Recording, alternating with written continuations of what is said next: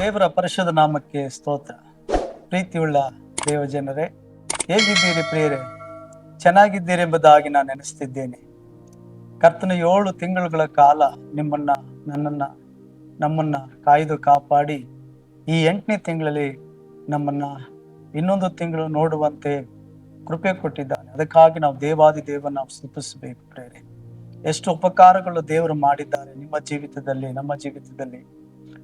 7 ತಿಂಗಳ ಕಾಲ ವಾಕ್ಯವು ಹೇಳುವ ಪ್ರಕಾರವಾಗಿ ಅದ್ದು ತನ್ನ ಮರಿಯನ್ನು ಹೊರುವ ಹಾಗೆ ಕರ್ತನು ತನ್ನ ರೆಕ್ಕೆಗಳ ಮೇಲೆ ನನ್ನನ್ನು ನಿಮ್ಮನ್ನು ಹೊತ್ತುಕೊಂಡು ಬಂದಿದ್ದಾನೆ. 7 ತಿಂಗಳ ಕಾಲ ಪೂರೈಸಿ ಈ 8ನೇ ತಿಂಗಳಲ್ಲಿ ಬರುವಂತೆ ಕರ್ತನ ಕೃಪೆ ಕೊಟ್ಟಿದ್ದಾನೆ. ಹೌದು, 7 ತಿಂಗಳುಗಳ ಕಾಲ ಅಂತ ನೆನೆಸುವಾಗ ಅದು ಸಾಮಾನ್ಯವಾದದ್ದಲ್ಲ. ಬಂದಂತ ಪ್ರತಿಕೂಲ ಪರಿಸ್ಥಿತಿಗಳ ಮಧ್ಯದಲ್ಲೂ ಕರ್ತನ ಕೈ ಬಿಡದೆ ಬೇಟೆಗಾರನ ಬಲೆಯಿಂದ, ಮರಣಕಾರ ವ್ಯಾಧಿಗಳಿಂದ ತಪ್ಪಿಸ್ತಾ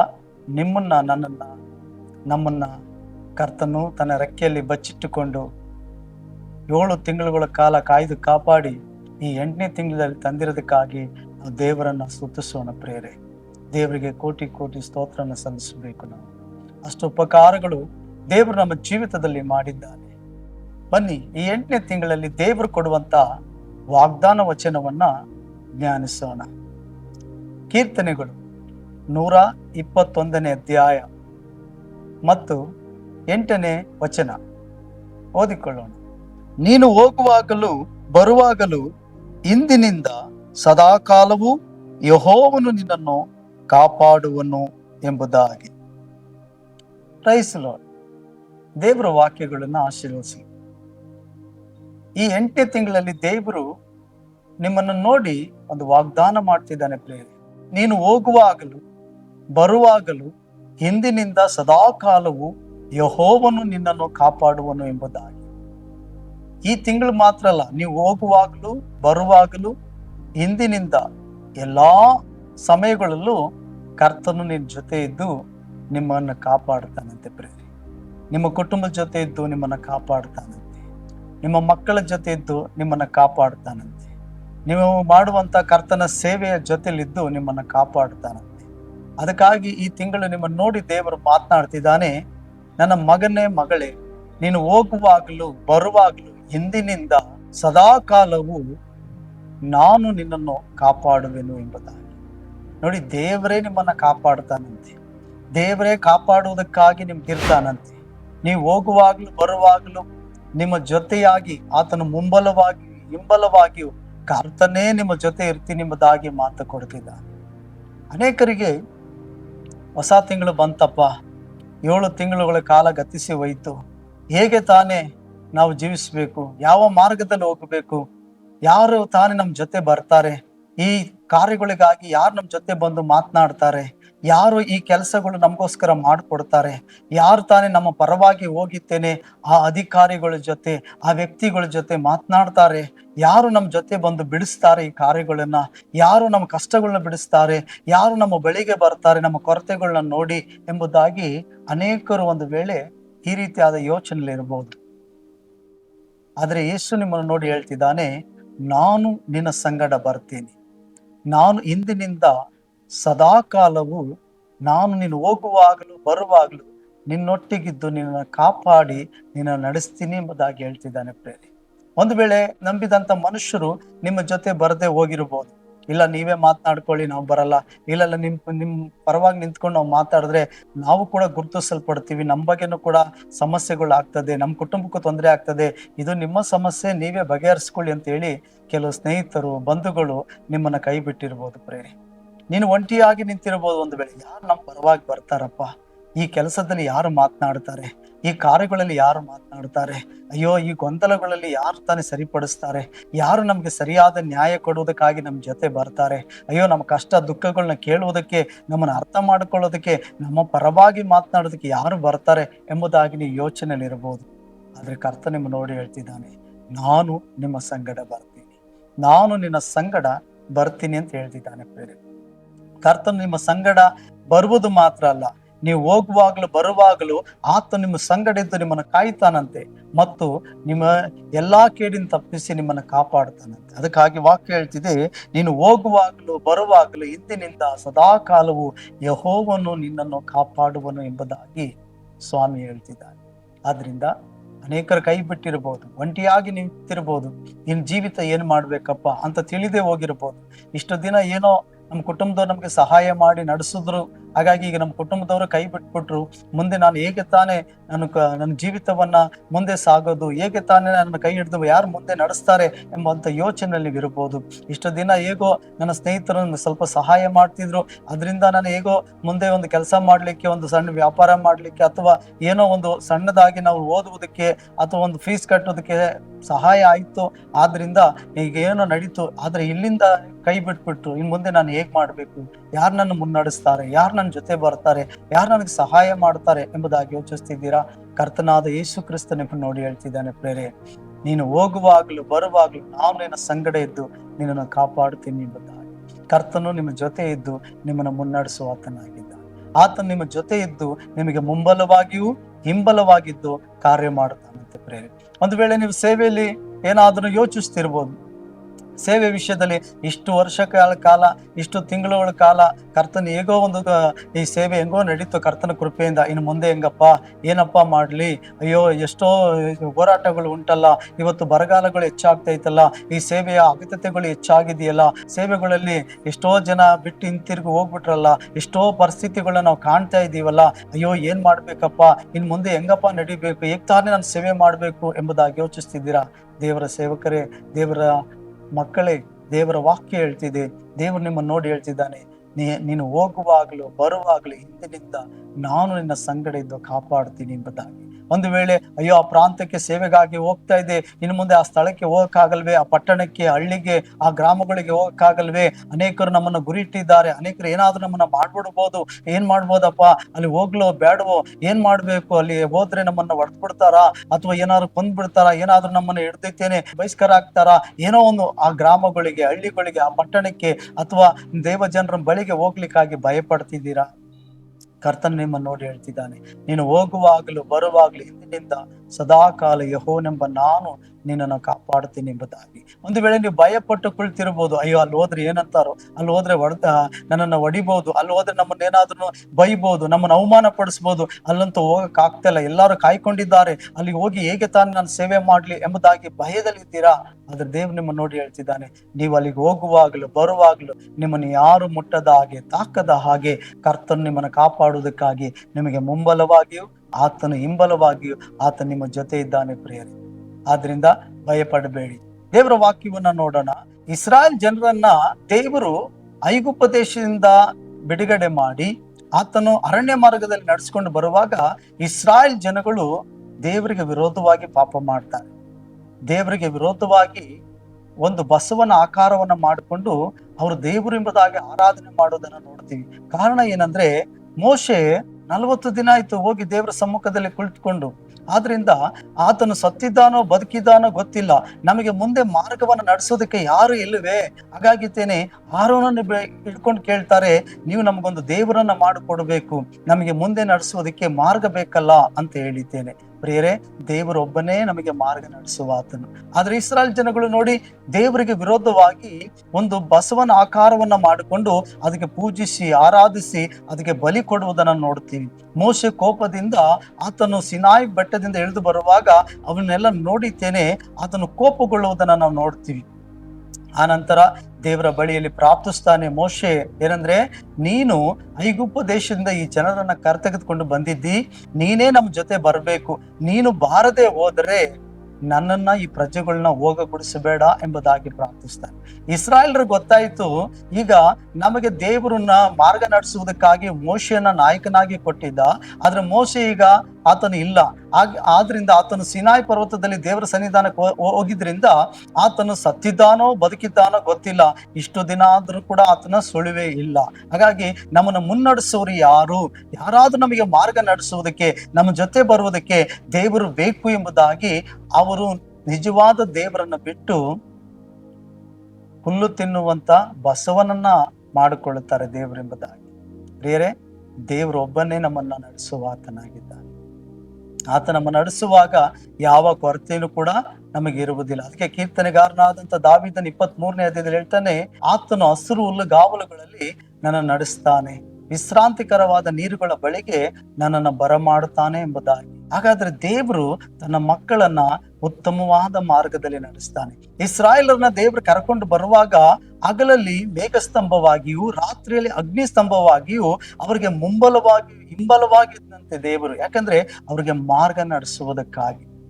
ನೋಡಿ ಅಲ್ವಾ, ಅದೇ ದೇವರು ನಿಮ್ಮನ್ನು ನೋಡಿ ಹೇಳ್ತಿದ್ದಾರೆ, ಇಂದಿನಿಂದ ನೀನು ಹೋಗುವಾಗಲೂ ಬರುವಾಗಲೂ ಸದಾಕಾಲ ಯೆಹೋವನೆಂಬ ನಾನು ನಿನ್ನ ಸಂಗಡ ಇದ್ದು ನಿನ್ನನ್ನು ಕಾಪಾಡ್ತೀನಿ ಅಂತ ಹೇಳ್ತಿದ್ದಾನೆ ಪ್ರಿಯರೇ. ಹೇಗೆ ಇಸ್ರಾಯೇಲರ ಮಕ್ಕಳಿಗೆ ಮೇಘ ಸ್ತಂಭವಾಗಿಯೂ ಅಗ್ನಿ ಸ್ತಂಭವಾಗಿಯೂ ಅವರಿಗೆ ದಾರಿ ತೋರಿಸುವುದಕ್ಕಾಗಿ ಆತನು ಹಿಂಬಲವಾಗಿದ್ನೋ, ಅದೇ ರೀತಿಯಾಗಿ ಕರ್ತನ ಆತ್ಮನು ನಿಮಗೆ ಮುಂಬಲವಾಗಿಯೂ ಹಿಂಬಲವಾಗಿದ್ದು ನಿಮಗೆ ಆಲೋಚನೆ ಹೇಳಿಕೊಟ್ಟು ನಡೆಯಬೇಕಾದ ಮಾರ್ಗದಲ್ಲಿ ನಿಮ್ಮನ್ನು ನಡೆಸ್ತಾನೆ. ನೀವು ಕೆಲಸಕ್ಕೆ ಹೋಗುವಾಗ್ಲೂ ಬರುವಾಗ್ಲೂ, ನೀವು ಸೇವೆಗಳಿಗೆ ಹೋಗುವಾಗಲೂ ಬರುವಾಗಲೂ, ಅಥವಾ ನೀವು ಕಾಲೇಜ್ಗೆ ಸ್ಕೂಲ್ಗೆ ನಿಮ್ಮ ಮಕ್ಕಳು ಹೋಗುವಾಗಲೂ ಬರುವಾಗಲೂ, ಪ್ರಯಾಣಗಳಲ್ಲಿ ನೀವು ಹೋಗುವಾಗಲೂ ಬರುವಾಗಲೂ ಕರ್ತನು ಯಾವುದೇ ಅಪಘಾತಗಳು ಅನಾಹುತಗಳು ಆಗದಂತೆ ನಿಮ್ಮನ್ನು ಎಲ್ಲಾ ಕೇಡಿಂದ ತಪ್ಪಿಸಿ ಕಾಪಾಡ್ತಾನಂತೆ ಪ್ರೇರೆ.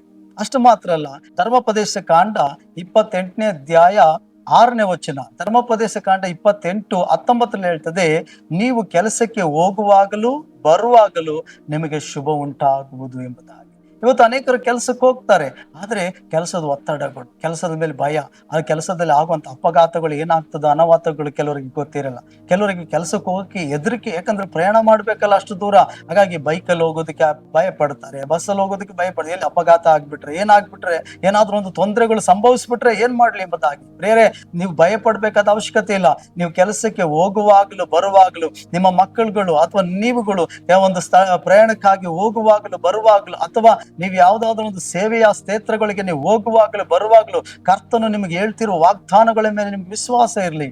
ಕರ್ತನು ನೀವು ಹೋಗುವಾಗಲೂ ಬರುವಾಗಲೂ ಆತ ನಿಮಗೆ ಸಂಗಡ ಇದ್ದುಕೊಂಡು ಎಲ್ಲಾ ಕೇಡಿಂದ ತಪ್ಪಿಸಿ ನಿಮ್ಮನ್ನ ಕಾಪಾಡ್ತಾನಂತೆ. ಆದ್ರಿಂದ ನೀನು ಹೋಗುವಾಗಲೂ ಬರುವಾಗಲೂ ನಾನು ನಿನ್ನ ಸಂಗಡ ಇದ್ದು ಕಾಪಾಡ್ತೀನಿ ಅಂತ ದೇವರು ಹೇಳ್ತಿದ್ದಾನೆ. ಇಸ್ರಾಯೇಲರಿಗೆ ಆತನು ಮೇಘಸ್ತಂಭವಾಗಿ ಅಗ್ನಿಸ್ತಂಭವಾಗಿದ್ದಂತ ದೇವರು ನಿಮ್ಮ ಜೊತೆಯಲ್ಲೂ ಕೂಡ, ನಿಮ್ಮ ಕುಟುಂಬ ಜೊತೆಲಿದ್ದು ಈ 8ನೇ ತಿಂಗಳಲ್ಲಿ ಆತನು ಹಿಂಬಲವಾಗಿದ್ದು ನಿಮ್ಮನ್ನು ನಡೆಸಲಿಕ್ಕೆ ಶಕ್ತನಾಗಿದ್ದಾನೆ ಪ್ರಿಯರೇ. ಜ್ಞಾನೋಕ್ತಿಗಳು 2ನೇ ಅಧ್ಯಾಯ 8ನೇ ವಚನದಲ್ಲಿ ನೋಡ್ತೀವಿ, ನ್ಯಾಯ ಮಾರ್ಗವನ್ನ ರಕ್ಷಿಸುತ್ತಾ ತನ್ನ ಭಕ್ತರ ದಾರಿಗಳನ್ನ ನೋಡಿಕೊಳ್ಳುತ್ತಾನಂತೆ.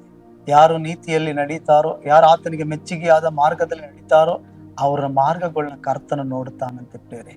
ಒಂದು ವೇಳೆ ನೀವು ಕೇಡಿನ ಮಾರ್ಗದಲ್ಲಿ ಇರಬಹುದು, ಕಷ್ಟಕರವಾದ ಮಾರ್ಗದಲ್ಲಿ ಇರಬಹುದು, ಅಥವಾ ಇಕ್ಕಟ್ಟಾದ ಮಾರ್ಗದಲ್ಲಿ ಇರಬಹುದು, ಕರ್ತನ ಕಣ್ಣುಗಳು ನಿಮ್ಮನ್ನು ನೋಡ್ತಾ ಇದೆ, ನಿಮ್ಮನ್ನು ಕಾಪಾಡೋದಕ್ಕಾಗಿ, ರಕ್ಷಿಸುವುದಕ್ಕಾಗಿ. ಅದಕ್ಕೆ ಕೀರ್ತನೆ 23ನಲ್ಲಿ ದಾವೀದನು ಹೀಗೆ ಹೇಳ್ತಾನೆ, ನಾನು ಕಾರುಗತ್ತಲಿನ ಕಣಿವೆಯಲ್ಲಿ ನಡೆಯುವಾಗಲೂ ನೀನು ಹತ್ತಿರ ಇರುವುದರಿಂದ ನಾನು ಕೇಡಿಗೆ ಹೆದರೇನು ಎಂಬುದಾಗಿ. ಹಾಗಾದ್ರೆ ಪ್ರೇರೆ, ನೀವು ಕಾರ್ಗತ್ತಲ್ಲಿ ನಡೀತಿದ್ದೀರಾ, ಇಕ್ಕಟ್ಟಾದ ಮಾರ್ಗದಲ್ಲಿ ಹೋಗ್ತಿದ್ದೀರಾ, ಕರ್ತನ ಕಣ್ಣುಗಳು, ಕರ್ತನ ಹಸ್ತವು ನಿಮಗೆ ಹಿಂಬಲವಾಗಿ ನಡೆಸುವಂತದ್ದಾಗಿದೆ. ಭಯಪಡಬೇಡಿ. ಅಷ್ಟು ಮಾತ್ರ ಅಲ್ಲ, ದೇವರ ವಾಕ್ಯದಲ್ಲಿ ನಾವು ನೋಡ್ತೀವಿ, ಯಾಕೋಬನ ಪತ್ರಿಕೆ 4ನೇ ಅಧ್ಯಾಯ 13-16ನೇ ವಚನದವರೆಗೆ ನಾವು ಓದುವಾಗ, ಇವತ್ತು ಇಲ್ಲವೇ ನಾಳೆ ನಾವು ಇಂಥ ಪಟ್ಟಣಕ್ಕೆ ಹೋಗಿ ಅಲ್ಲಿ ಒಂದು ವರ್ಷವಿದ್ದು ವ್ಯಾಪಾರವನ್ನು ಮಾಡಿ ಲಾಭವನ್ನು ಸಂಪಾದಿಸುತ್ತೇವೆ ಅನ್ನುವವರೇ ಕೇಳಿರಿ. ನಾಳೆ ಏನಾಗುವುದೋ ನಿಮಗೆ ತಿಳಿಯದು. ನಿಮ್ಮ ಜೀವಮಾನವು ಎಂತೆದ್ದು ನೀವು ಸ್ವಲ್ಪ ಹೊತ್ತು ಕಾಣಿಸಿಕೊಂಡು ಆಮೇಲೆ ಕಾಣದೆ ಹೋಗುವ ಹವೆಯಂತೆ ಇರುತ್ತೀರಿ. ಆದ್ದರಿಂದ ನೀವು ಅಂತ ಮಾತುಗಳನ್ನು ಬಿಟ್ಟು ದೇವರ ಚಿತ್ತವಾದರೆ ನಾವು ಬದುಕಿ ಈ ಕೆಲಸವನ್ನಾಗಲಿ ಆ ಕೆಲಸವನ್ನಾಗಲಿ ಮಾಡುವೆವು ಎಂದು ಹೇಳಬೇಕು. ಹೀಗೆ ಹೇಳದೆ ನೀವು ಅಹಂಭಾವದಿಂದ ಹೊಗಳಿಕೊಳ್ಳುತ್ತೀರಿ, ಅಂತ ಹೊಗಳಿಕೆಯಲ್ಲ ಕೆಟ್ಟದ್ದೇ. ನೋಡಿದ್ರ ಪ್ರಿಯರೇ, ದೇವರು ನಮ್ಮ ಜೊತೆ ಇದ್ದಾನೆ, ದೇವರು ನಮ್ಮ ನಡೆಸ್ತಾನೆ. ದೇವರ ಚಿತ್ತವಿದ್ರೆ ನಾನು ಈ ಕಾರ್ಯಗಳನ್ನ ನಾನು ಹೋಗಿ ಮಾಡಿ ಮುಗಿಸಿಕೊಂಡು ಬರ್ತೀನಿ. ದೇವರು ಚಿತ್ತ ಇದ್ರೆ ಈ ಕಾರ್ಯಗಳಲ್ಲಿ ಮಾರ್ಗದಲ್ಲಿ ಕರ್ತ ನಿಜವಾಗ್ಲೂ ನನ್ನನ್ನು ನಡೆಸ್ತಾನೆ ಎಂಬುದಾಗಿ ದೇವರ ಚಿತ್ತಕ್ಕೆ ಪ್ರತಿದಿನ ನಾವು ಒಳಗಾಗಬೇಕು. ದೇವರ ಮಾರ್ಗದಲ್ಲಿ ನಡೆಸು ಎಂಬುದಾಗಿ ನಾವು ಪ್ರಾರ್ಥಿಸ್ಬೇಕು. ವಿಮೋಚನೆ ಕಾಂಡ 33ನೇ ಅಧ್ಯಾಯ 14ನೇ ವಚನದಲ್ಲಿ ಮೋಶೆ ಒಂದು ಸುಂದರವಾದ ಪ್ರಾರ್ಥನೆ ಮಾಡ್ತಾನೆ. ಅದಕ್ಕೆ ಮೋಶೆ, ನೀನು ನಮ್ಮ ಸಂಗಡ ಬಾರದೆ ಹೋದರೆ ನಮ್ಮನ್ನು ಇಲ್ಲಿಂದ ಹೋಗಗೊಡಿಸಬಾರದು. ನನಗೂ ನಿನ್ನ ಪ್ರಜೆಗಳಾದ ಇವರಿಗೂ ನಿನ್ನ ಅನುಗ್ರಹ ದೊರಕಿತೆಂಬುದು ನೀನೇ ನಮ್ಮ ಸಂಗಡ ಬರುವುದರಿಂದಲೇ ಹೊರತು ಬೇರೆ ಯಾತರಿಂದ ತಿಳಿಯಬಹುದು. ಇದರಿಂದ ನಾನು ನಿನ್ನ ಪ್ರಜೆಗಳಾದ ಇವರು ಭೂಮಿಯಲ್ಲಿರುವ ಬೇರೆ ಎಲ್ಲಾ ಜನಾಂಗಗಳಿಗಿಂತಲೂ ವಿಶೇಷವಾಗಿದ್ದೇವೆಂಬುದು ತೋರುವುದು ಅಂದನು. ನೋಡಿದ್ರ, ದೇವರು ನಮ್ಮ ಜೊತೆ ಬರುವುದಾದ್ರೆ, ದೇವರು ನಮ್ಮನ್ನ ನಡೆಸುವುದಾದ್ರೆ ನಾವು ವಿಶೇಷವಾದ ಜನಾಂಗವಾಗಿರ್ತೀವಿ. ಮತ್ತೆ ದೇವರು ದಯೆ ಯಾರ ಮೇಲೆ ಇರ್ತದೋ ಅವರನ್ನ ದೇವರು ಹೋಗುವಾಗಲೂ ಬರುವಾಗಲೂ ಆತನ ಕಾಯುವವನಾಗಿದ್ದಾನೆ, ಮತ್ತೆ ನಡೆಯಬೇಕಾದ ಮಾರ್ಗದಲ್ಲಿ ನಡೆಸುವವನಾಗಿದ್ದಾನೆ ಪ್ರೇರೆ. ಅದಕ್ಕಾಗಿ ದೇವರು ವಾಗ್ದಾನ ಮಾಡ್ತಿದ್ದಾನೆ, ನೀನು ಹೋಗುವಾಗಲೂ ಬರುವಾಗಲೂ ಹಿಂದಿನಿಂದ ಸದಾ ಕಾಲವು ಯೆಹೋವನೆಂಬ ನಾನು ನಿನ್ನನ್ನು ಕಾಪಾಡ್ತೀನಿ ಎಂಬುದಾಗಿ. ನೋಡಿ ಅಲ್ಲ. ಆದ್ರಿಂದ ಪ್ರೇರೆ, ಕೀರ್ತನೆಗಳಲ್ಲಿ ನಾವು ನೋಡ್ತೀವಿ. ಕೀರ್ತನೆಗಳು 105ನೇ ಅಧ್ಯಾಯ 13ನೇ ವಚನದಿಂದ ನಾವು ಓದಿಕೊಳ್ಳೋಣ ಪ್ರೇರೆ. ಅವರು ದೇಶದಿಂದ ದೇಶಕ್ಕೂ ರಾಜ್ಯದಿಂದ ರಾಜ್ಯಕ್ಕೂ ಹೋಗುತ್ತಿರುವಲ್ಲಿ ಅವರಿಗೆ ಯಾರಿಂದಲೂ ಅನ್ಯಾಯವಾಗಗೊಡಿಸಲಿಲ್ಲ. ನೋಡಿ, ದೇವರ ವಾಕ್ಯದಲ್ಲಿ ನಾವು ನೋಡ್ತೀವಿ, ದೇವರ ಸೇವಕರು ಅಭಿಷೇಕಿಸಲ್ಪಟ್ಟವರು ದೇಶದಿಂದ ದೇಶಕ್ಕೂ ರಾಜ್ಯದಿಂದ ರಾಜ್ಯಕ್ಕೂ ಹೋಗುವಾಗ ಬರುವಾಗ ಅವರಿಗೆ ಶತ್ರುಗಳಿಂದಾಗಲಿ, ಖಡ್ಗನಾದ ಸೈತಾನನಿಂದ ಆಗಲಿ, ಅಥವಾ ದುಷ್ಟ ಜನರಿಂದ ಆಗಲಿ, ಸಮೂಹದಿಂದ ಆಗಲಿ ಯಾವ ಕೇಡನ್ನು ಆಗದಂತೆ ಕರ್ತನ ಕಾಪಾಡದಂತೆ, ಅವರ ವಿಷಯದಲ್ಲಿ ಅವರನ್ನ ಗದರಿಸದಂತೆ, ನಾನು ಅಭಿಷೇಕಿಸಿದ ಅರಸರನ್ನ, ನಾನು ಅಭಿಷೇಕಿಸಿದಂತ ನನ್ನ ದಾಸರನ್ನು ಮುಟ್ಟಬಾರದು ಎಂಬುದಾಗಿ. ಆದ್ರಿಂದ ಪ್ರೇರೆ, ನೀವು ಗ್ರಾಮದಿಂದ ಗ್ರಾಮಕ್ಕೆ, ಹಳ್ಳಿಯಿಂದ ಹಳ್ಳಿಗಳಿಗೆ, ಪಟ್ಟಣದಿಂದ ಪಟ್ಟಣಕ್ಕೆ, ದೇಶದಿಂದ ದೇಶಗಳಿಗೆ ನೀವು ದೇವರ ಸೇವೆಗಾಗಿ ಹೋಗುವಾಗಲೂ ಬರುವಾಗಲೂ ಕರ್ತನು ನಿಮ್ಮನ್ನು ಕುರಿತಾಗಿ ಆತನ ಕಟ್ಲೆ ಇಡ್ತಾನೆ ಶತ್ರುಗಳಿಗೆ, ಸೈತಾನಿಗೆ, ನಾನು ಅಭಿಷೇಕಿಸಿದ ಅರಸರನ್ನ, ನಾನು ಅಭಿಷೇಕಿಸಿದ ನನ್ನ ದಾಸರನ್ನ ಮುಟ್ಟಬಾರದು ಎಂಬುದಾಗಿ.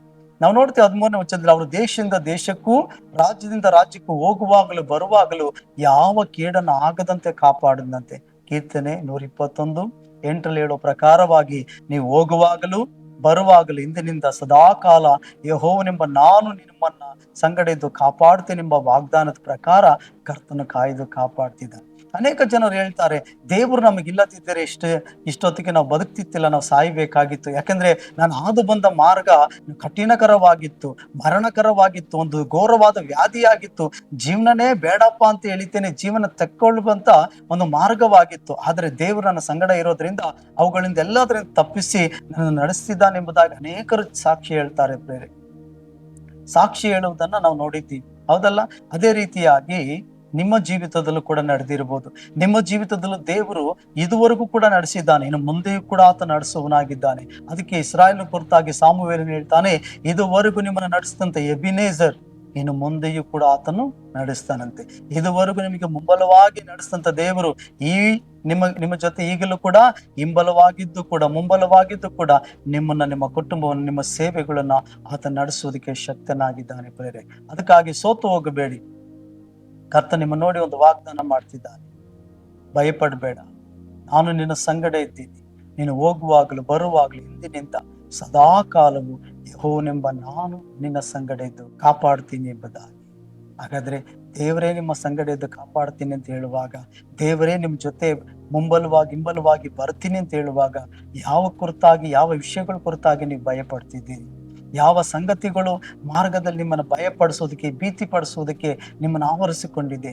ಅವನ ಕರ್ತನ ಕೈಯಲ್ಲಿ ಒಪ್ಪಿಸಿಕೊಡಿ. ಕರ್ತನನ್ನು ನೋಡಿ ಪ್ರಾರ್ಥಿಸಿ, ಈ ಮಾರ್ಗದಲ್ಲಿ ಕರ್ತನೆ, ಈ ವಿಷಯಕ್ಕಾಗಿ ನಾನು ಭಯ ಪಡ್ತಿದ್ದೀನಿ, ಈ ಮಾರ್ಗದಲ್ಲಿ ಈ ರೀತಿಯಾಗಿ ನಡೆಯೋದಕ್ಕೆ ನಾನು ಭಯ ಪಡ್ತಿದ್ದೀನಿ, ನನಗೆ ಭವಿಷ್ಯದ ಮಾರ್ಗದಲ್ಲಿ ಭಯವಿದೆ, ನನ್ನ ಕುಟುಂಬದ ಮಾರ್ಗದಲ್ಲಿ ನನಗೆ ಭಯವಿದೆ, ನನ್ನ ವಿದ್ಯಾಭ್ಯಾಸದ ಮಾರ್ಗದಲ್ಲಿ ನನಗೆ ಭಯವಿದೆ ಸ್ವಾಮಿ, ನಾನು ಹೋಗೋದಕ್ಕೆ ಕೆಲಸ ಕಾರ್ಯಗಳ ಮಾರ್ಗದಲ್ಲಿ ನನಗೆ ಭಯವಿದೆ, ಕರ್ತನ ನೀನು ನನ್ನ ಸಂಗಡ ಬರ್ತೀನಿ ಅಂತ ಹೇಳಿದೆಯಲ್ಲ ಎಂಬುದಾಗಿ ಆ ವಾಗ್ದಾನದ ಮೇಲೆ ವಿಶ್ವಾಸ ಇಟ್ಟು ನೀವು ಪ್ರಾರ್ಥಿಸುವಾಗ ನೀವು ಸುರಕ್ಷಿತವಾಗಿ ಹೋಗಿ ಬರುವಂತೆ ಕರ್ತ ನಿಮ್ಮನ್ನು ಕಾಪಾಡ್ತಾನೆ. ಯಾರಿಂದನೂ ಯಾವ ಕೇಡನ್ನು ಆಗದಂತೆ ಕರ್ತ ನಿಮ್ಮ ಸಂಗಡ ಇದ್ದುಕೊಂಡು ನಿಮ್ಮ ನಡೆಸುವನಾಗಿದ್ದಾನೆ ಪ್ರಿಯ. ಸೋತು ಹೋಗಬೇಡಿ, ಭಯಪಡಬೇಡಿ. ಕರ್ತನ ಹೇಳಿದ ಹಾಗೆ ನಿಮ್ಮ ಜೊತೆ ಇದ್ದು ನೀವು ಹೋಗುವಾಗಲೂ ಬರುವಾಗಲೂ ನಿಮ್ಮ ಸಂಗಡ ಇದ್ದು ಕಾಪಾಡೋದಕ್ಕೆ ಆತನ ಶಕ್ತನಾಗಿದ್ದಾನೆ. ಬನ್ನಿ ಪ್ರಾರ್ಥಿಸೋಣ ಪ್ರಿಯರೇ. ಪ್ರೀತಿ ಸ್ವರೂಪನಾದ ತಂದೆಯಾದ ದೇವರೇ, ನಿನಗೆ ಸ್ತೋತ್ರಪ್ಪ. ಈ ತಿಂಗಳಲ್ಲಿ ಕರ್ತ ನಮ್ಮ ಜೊತೆ ಇದ್ದು, ನಮ್ಮ ಕುಟುಂಬಗಳ ಜೊತೆ ಇದ್ದು, ಸೇವೆ ಜೊತೆ ಇದ್ದು, ನಾವು ಮುಂಬಲವಾಗಿ ಹಿಂಬಲವಾಗಿಯೂ ನೀವು ನಮ್ಮ ಜೊತೆ ಇದ್ದು ನಡೆಸುವುದಕ್ಕಾಗಿ ಸ್ತೋತ್ರ ಕರ್ತನೆ. ನೀನು ಹೋಗುವಾಗಲೂ ಬರುವಾಗಲೂ ಇಂದಿನಿಂದ ಸದಾಕಾಲ ಯೆಹೋವನೆಂಬ ನಾನು ನಿನ್ನ ಸಂಗಡ ಇದ್ದು ನಿನ್ನ ಎಲ್ಲಾ ವಿಷಯದಲ್ಲೂ ಕಾಪಾಡ್ತೀನಿ ಅಂತ ಹೇಳಿದ್ದಿಲ್ಲ, ಅದಕ್ಕಾಗಿ ನನಗೆ ಸ್ತೋತ್ರ. ಯಾರೆಲ್ಲ ಚಿಂತೆಯಲ್ಲಿ ಭಯದಲ್ಲಿದ್ದಾರೋ, ಯಾರೆಲ್ಲ ಕರ್ತನೆ ಭವಿಷ್ಯ ಮಾರ್ಗದಲ್ಲಿ, ಕರ್ತನೆ ದುಡಿಮೆ ಮಾರ್ಗಗಳಲ್ಲಿ, ಕರ್ತನೆ ಹೌದು ಸ್ವಾಮಿ ಸೇವೆ ಮಾರ್ಗದಲ್ಲಿ ಹೋಗೋದಕ್ಕೆ ಬರುವುದಕ್ಕಾಗಿ ಭಯ ಪಡ್ತಿದ್ದಾರೋ ಅವ್ರನ್ನೆಲ್ಲರನ್ನು ಬಲಪಡಿಸು, ಸಹಾಯ ಮಾಡು. ಭವಿಷ್ಯಗಳಲ್ಲಿ ಕರ್ತನೆ ಅವ್ರ ಸಂಗಡ ಇದ್ದು ನಡೆಸು, ಕುಟುಂಬ ಸಂಗಡ ಇದ್ದು ನಡೆಸು, ಸೇವೆಗಳ ಸಂಗಡ ಇದ್ದು ನಡೆಸು. ನಿನ್ನ ಸೇವಕರು, ನಿಮ್ಮ ದಾಸರು, ನಿನ್ನ ಮಕ್ಕಳುಗಳು, ನಿನ್ನ ಪ್ರಜೆಗಳು ಒಂದು ಸ್ಥಳದಿಂದ ಒಂದು ಸ್ಥಳಕ್ಕೆ ಹೋಗುವಾಗಲೂ ಬರುವಾಗಲೂ ಯಾವ ಕೇಡುಗಳು ಸಂಭವಿಸದೆ, ಯಾವ ಅಪಘಾತಗಳು ಅನಾಹುತಗಳು ಸಂಭವಿಸದ ಹಾಗೆ ನೀನು ಮುಂಬಲವಾಗಿದ್ದು ಹಿಂಬಲವಾಗಿದ್ದು ನಡೆಸಬೇಕಾಗಿ ನಾವು ಪ್ರಾರ್ಥಿಸ್ತಿದ್ದೀವಿ. ನಿಮ್ಮ ಗಾಯವುಳ್ಳ ಹಸ್ತವು ಬಲವಾಗಿ ಕರ್ತನೆ ಹೊತ್ತುಕೊಂಡು ನಡೆಸಲಿ ಎಂಬುದಾಗಿ ಪ್ರಾರ್ಥಿಸ್ತಿದ್ದೀವಪ್ಪ. ಪ್ರಾರ್ಥನೆ ಕೇಳಿದಕ್ಕಾಗಿ ಸ್ತೋತ್ರ, ಕೊಟ್ಟ ವಾಗ್ದಾನಕ್ಕಾಗಿ ಸ್ತೋತ್ರ. ಯೇಸುವಿನ ನಾಮದಲ್ಲಿ ಪ್ರಾರ್ಥಿಸಿ ಬೇಡ್ತೀವಿ ತಂದೆಯ ದೇವರೇ, ಆಮೇನ್. Price the lord. ದೇವರು ನಿಮ್ಮನ್ನು ಆಶೀರ್ವದಿಸಲಿ. ಆಮೇನ್.